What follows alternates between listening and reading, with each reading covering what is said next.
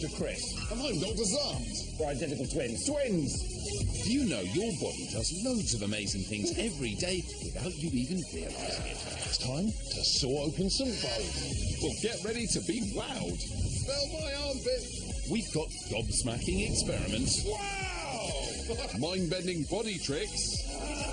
And real medical mysteries. I got hit with the wooden cricket bat. So, are you ready to see what you're made of? Coming up today on Operation Out. That's my line! Find out what makes Zan sing. What is going on? We mess with your mind. You're him. And I'm out on call. So this is potentially a really serious injury. But first, The doctors in the emergency department thought they'd seen everything. But they weren't expecting this. No one was expecting this. in Liverpool at Alderhay Accident and Emergency is 15-year-old Ollie. Oh, he looks a bit sheepish. Yeah, well, look what he's done. Is that a staple? Yep. I can't move it, like straighten or anything. Well, just wait till you hear how he did it. Ollie was in his history lesson at school doing some research. Oh, great. Let's learn about Spartacus. Nice outfit. I know you love the Romans, Aunt, but no, it was 1920s America. Ooh, exciting. Is he dancing at Charleston? Actually, Ollie had got distracted at the time. Oh, so what was he doing? He was busy stapling sheets into his exercise book when his stapler broke. Okay, Chris, where's this story going? Well, while he was trying to fix his stapler, he pulled back the spring and stapled his own finger. Ouch! Teacher had a look and everyone burst out laughing. That's just mean. Well, here to have a serious look at that damaged digit is Dr. Bimmel Mehta. Hi Oliver, I'm Bimmel, I'm one of the A&E doctors. You guys, what's happened? Staple. Right, staple. How have you done that? I was trying to fix it and I forgot my finger was under it and so I pressed it in. Doesn't look like there's very much bleeding around it. Dr. Bimmel checks the sensation in Ollie's finger to see if he's damaged any of his nerves. Can you feel me touching you there? Yeah, slightly. Yeah, does it feel the same as it does on that side? It feels a bit more like solids there, but... So, what's the verdict on that staple, Doc? We're just going to do some x-rays, see where it is in his finger, and then decide what we're going to need to do with it. If it's gone into his bone, then that will need to come out maybe with an operation and a clean. But if it's just missed his bone, then we should be able to pull it out in the department. Ollie's starting to look a little bit nervous now, but it's important that staple comes out, otherwise it could cause an infection. Like other parts of the body, bones can get infected. Bone infection occurs when bad bacteria spread to the bone from an open cut or wound on nearby skin, All from other parts of the body through the bloodstream. Next, Ollie needs an x-ray. I can't straighten it. Happy to straighten it? Ooh, that is a bit bendy. Brilliant, that's fine. All done? Jill, the radiographer, is impressed. Yeah, that's a pretty good injury, to be honest. It certainly is. Find out later if Ollie needs an operation to patch up that painful pinky. Ready to see some amazing experiments? Yes! A triumph! We're going to show you how your incredible body works. Just don't try anything you see here at home. Today, the hero of breathing, your diaphragm. Oh, mio bambino caro. Oh, mio bambino caro. What? What is going on? Lucy, meet Dr. Chris. Dr. Chris, meet Lucy. Zon, I know who Lucy is. We've already met. Have you? Yes. Hi, Lucy. Hi, Chris.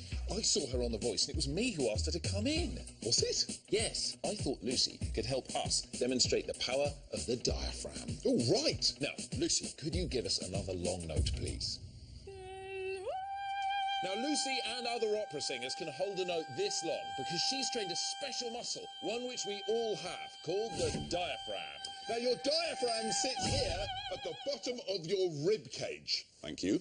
Let's find out what the diaphragm looks like and how it works. Lucy? We're going to show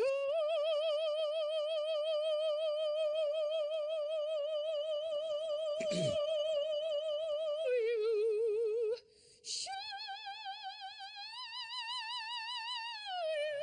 Thanks, Lucy. Your diaphragm is the main muscle you use when you breathe, which is something we all do all the time. Now, to show you what a diaphragm looks like, we've got a real one from a pig. Now this is the pig's voice box, this is the trachea, or the windpipe. These bits are the lungs, and then underneath the lungs, in a big muscular sheet, that is the diaphragm.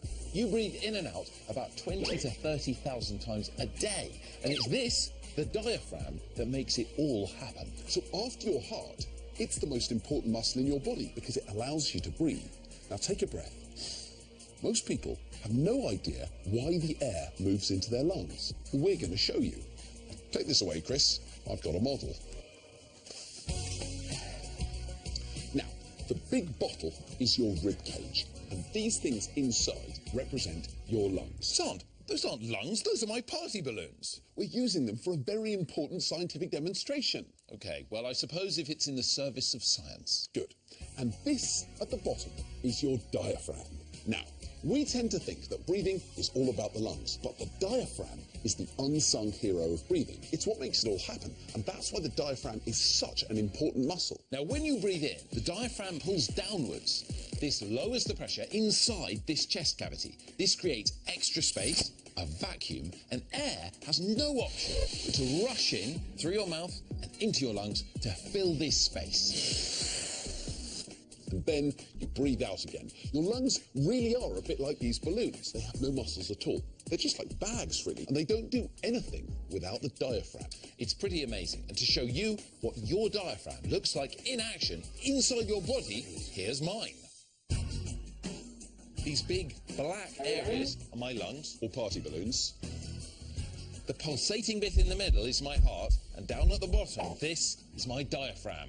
Now, what you can see is my diaphragm here is contracted, and now it's relaxing, and as it relaxes, it rises up and forces air out of my lungs. As you then breathe in, the diaphragm contracts again, and just like the pink balloons, the lungs fill with air. That is incredible. So, we've shown you that your diaphragm is the real hero of breathing. It's one of the most important muscles in the body, enabling you to take about 30,000 breaths a day. Chris, I really want to sing now. Can I? Okay, Zond, since you love it so much, but hold on just 1 second. Okay, Zond. Mi piace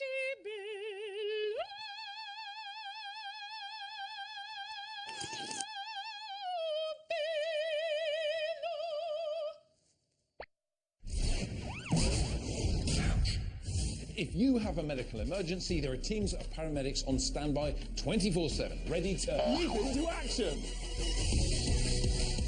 We're on call with the UK Emergency Services, showing you what it's really like on the front line saving lives. On call with me is paramedic Jan Van. She's got all the kit she needs when she turns up and is the first responder at the scene of an emergency. Right, Jan, let me give you help with that kit. Come on, let's go. Chris? Honestly, Chris.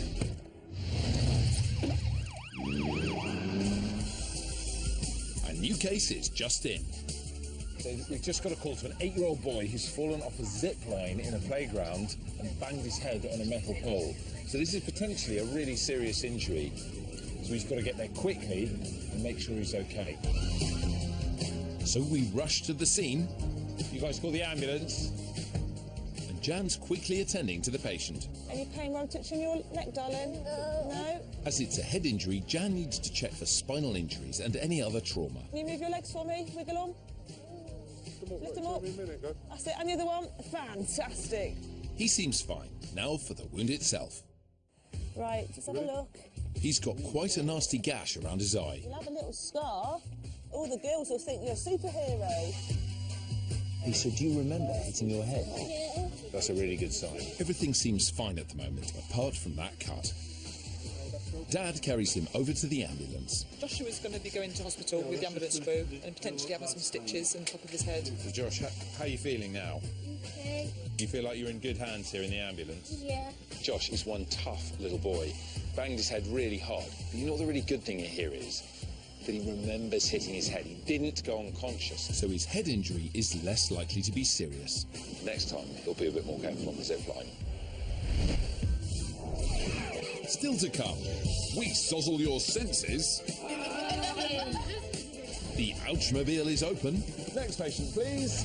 And I turn detective. I've got everything I need to solve this mystery once and for all. Earlier, we met Ollie and his stapled finger. Let's see if his condition is still stapled. No, wait. Let's see if the doctors have managed to stabilise his condition. Let's see if he's managing to hold it all. Zon, that's enough. Back in Liverpool, Ollie is in hospital after accidentally stapling his finger. I can't move it, like straighten it or anything. Ollie was in his history lesson at school. He was busy stapling sheets into his exercise book when his stapler broke. While he was trying to fix it, he pulled back the spring and stapled his own finger. Earlier, Ollie had some x-rays of his painful pointer. There's the staple. Has it gone into the bone? Over to Dr. Bimmel to find out. That's your finger, but we've got another view. So it just missed? Yeah. So it's not sticking in your bone. Great news. I think we will just grab it and pull it out. Okay. All right? Happy with that? Yeah. So Ollie must be pleased there's no need for an operation. But that staple still needs to come out. He's looking a little bit nervous. I wonder if we'll, pluck it out really quickly. I think that'll hurt when it gets pulled out. Dr. Bimmel is back. Right, Ollie, are we ready to get that staple out? 3, 2, 1. Oh, well, that was very easy. What a pro, dog. I could have done that. Do you want to keep the staple as a memento? No, you're right. No thanks. You can't even see what the staple was.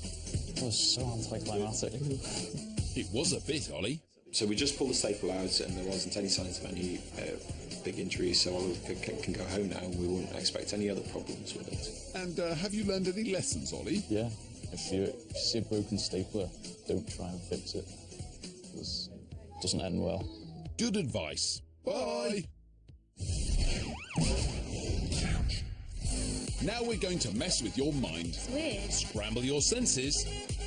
And baffle your brain. In Mindbenders. Today's mind-bending trick is all about distraction. If you're sufficiently distracted, you might not notice something that's going on right in front of your eyes. That's not how it works, Aunt. Who said that? Today, the children at this school think they're here to learn about bones, but we've got a trick up our sleeve. See if you can spot it. I want you to count all the bones that you can see in this picture. Go. And the first team get right on it, before we've even had time to arrange the scenery. And stop. Okay, how'd you do? I went to 49. You got 49, Mohammed? 52. 52. 47. 47. 48. 48. Well, they were all pretty close, but did anyone notice something strange? Let's have another look. Right there, Zond was replaced by a fake Zond, and nobody noticed. How far can we push this? We give the group another task. Starting now. Count all the bones in that picture. And at the same time, swap fake Zond with Mr. Hoskins, their teacher. Somebody they should definitely recognise. Okay, look at me. Answers. 33. But amazingly, still nobody notices. I now want you to count the backbones. Go. Now we get extreme. Okay. I'm going to swap places with Chris. There's that scenery coming through again. And right there, Zond and I swap over. And time's up. Okay. Now, when you were counting, did you notice anything else? Maybe not on the board. Ah, finally they've spotted it. Oh, Mr. Hoskins. And all our groups fell for it. You guys. You're him. I didn't notice anyone. You didn't notice at all? No. Have you ever seen this man before? No. Really? Because he was standing right in front of you a few minutes ago. Dr. Chris? That worked pretty well. I was so confused. Why do you think it works? How are we able to fool you so easily? Well, we were so focused, like we weren't aware of what's happening around us. Iman's exactly right. When your brain's concentrating on one thing really hard, it tunes out everything else that's going on around you, even so that you'll miss something quite important that's happening right in front of your eyes. Stop that. Now, did you know you have the most hairs on your head when you're about 16? This gets less as you get older, but don't worry, you've got plenty, with around 100,000 of them on your bonds.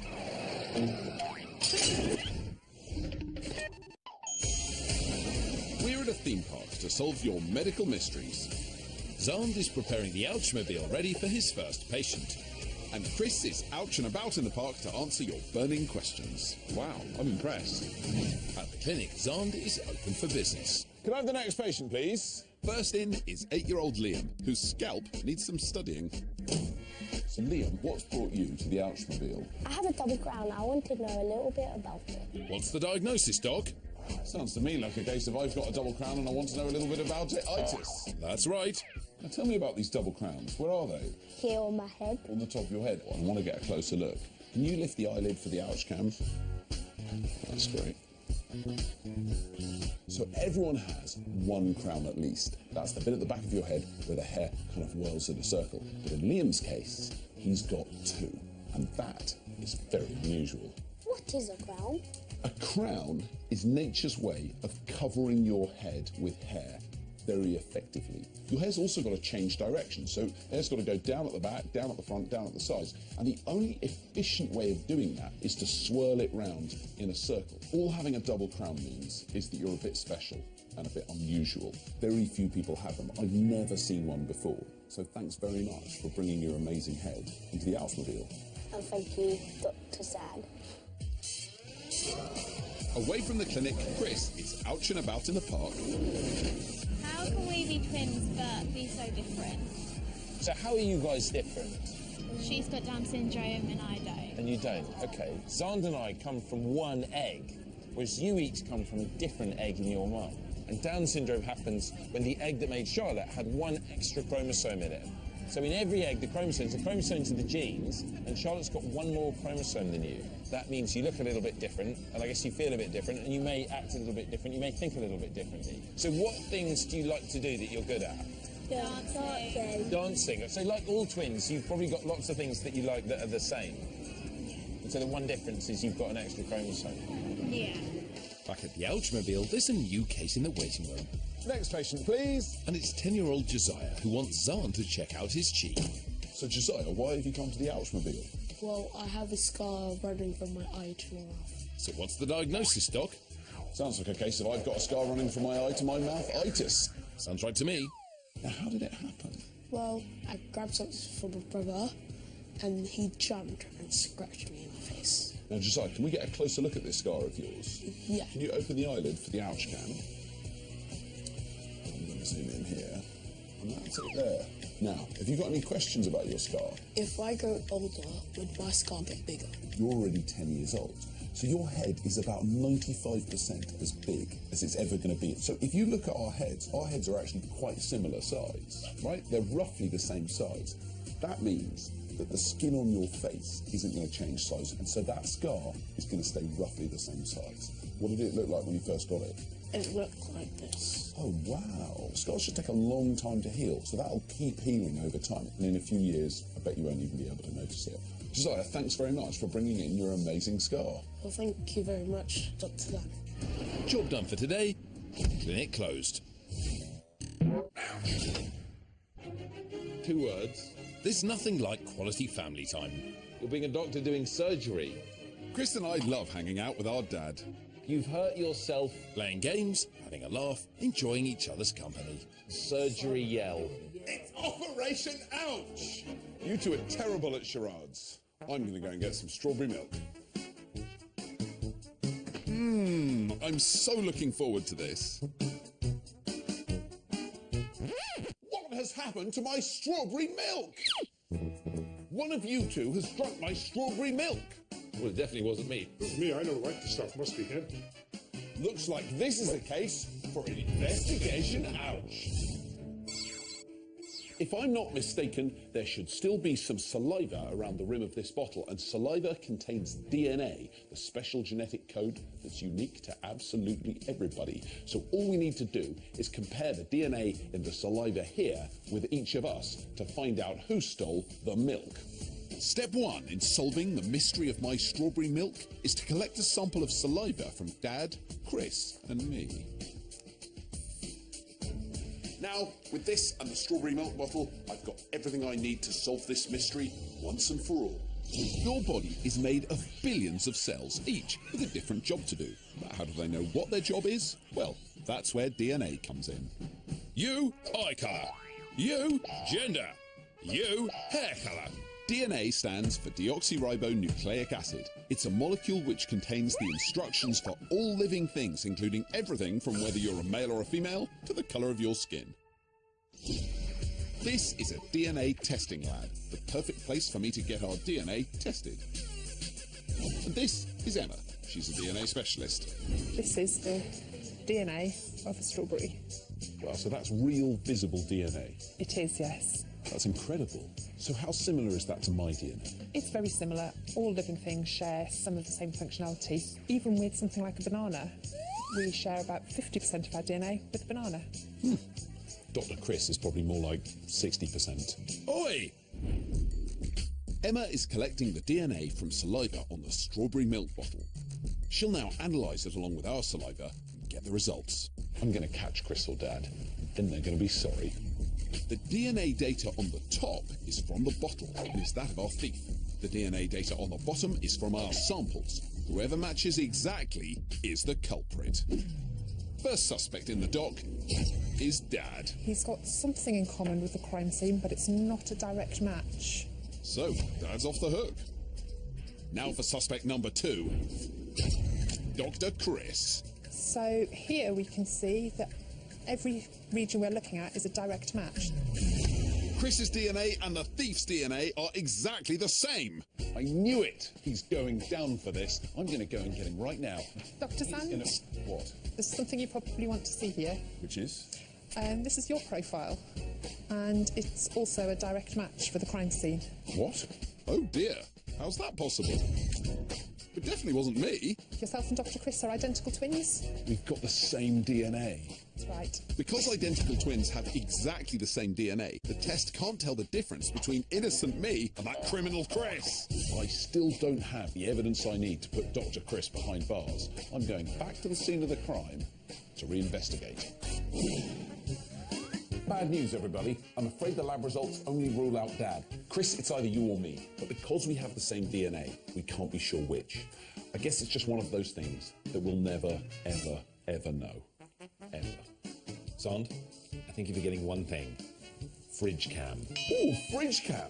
Yeah, and fridge cam has the answer to the mystery. Go on, then. Is that me? Well, this proves nothing.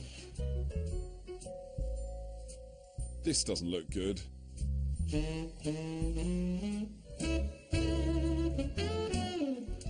Well, case closed, I think, Zond. Charades, anyone? Our next patient's day has taken an unexpected turn. Oh, I do like an unexpected turn.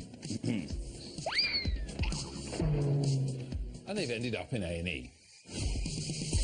In accident and emergency, 5-year-old Ayushi has come in with a cut eyebrow. Oh no! What happened? Picture the scene, Zond. A football stadium full of cheering fans, the crowd going nuts. Wow, did I just spot a cashew? Zond, world-class football was being played on the pitch, and running up and down the touchline was Ayushi. Ooh, is she a linesman? No, Zond. Ooh, is she warming up to replace Harry Kane? No, Zond. She was chasing her friend Mohammed along the touchline when someone kicked the ball and it hit her on the head. Ouch! The question is, did she catch Mohammed? No, he was fat. Oh well, you can't win them all. Here to have a nose at Ayushi's noggin is Dr. Edward Snelson. Come on in, have a seat. But Ayushi's having far too much fun for that. The fact Ayushi is playing is a good sign, but the doctor needs to do further checks. So, can I have a look at the bump on your head? Can you close your eyes very tight for me? And then open them really wide. Don't go to sleep, Ayushi. Open your eyes. That's very good. And can you have a little look at my finger over there? And look at it up there. All the way over here. All the way there and down there. She seems completely well. I'm not concerned about her from a head injury point of view.